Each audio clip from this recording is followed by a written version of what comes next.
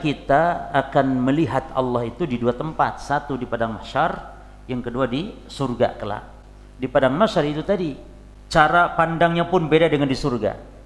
Kalau di padang mahsyar itu cara pandangnya ta'rifiyah, artinya di padang mahsyar itu kita tahu kalau Allah itu datang, jadi kita tahu dengan sifat-sifatnya, dan ini perkara gaib, bagaimana kita tahunya wallahu alam.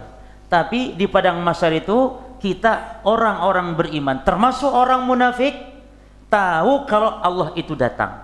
Maka yang beriman langsung sujud kepada Allah di padang mahsyar tersebut, sujud semuanya.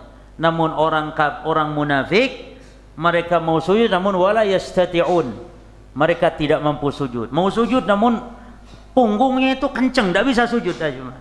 Orang beriman sujud semua karena tahu Allah datang. Itulah maksud dari Allah datang. Kapan Allah datang? Waji'a rabbuka wal malaku saffan saffan. Allah datang. Kapan Allah datang? Bukan di dunia. Allah datang di padang mahsyar nanti, di hari kiamat. Adapun yang kedua, liqaul khas, bertemu Allah khusus di surga saja. Berarti sama siapa?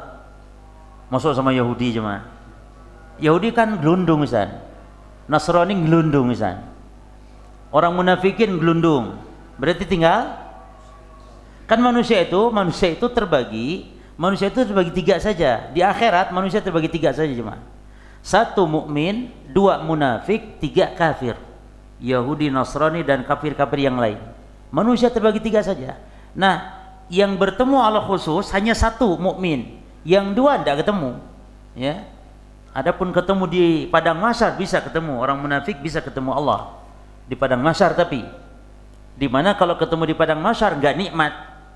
Ketemu Allah di padang mahsyar nih enggak nikmat, karena ketemunya masih campur dengan rasa takut. Dengan rasa takut para jemaah. Beda kalau ketemu sudah di surga. Oh, itu nikmat, ketemunya enggak ada rasa takut sama sekali. Ya.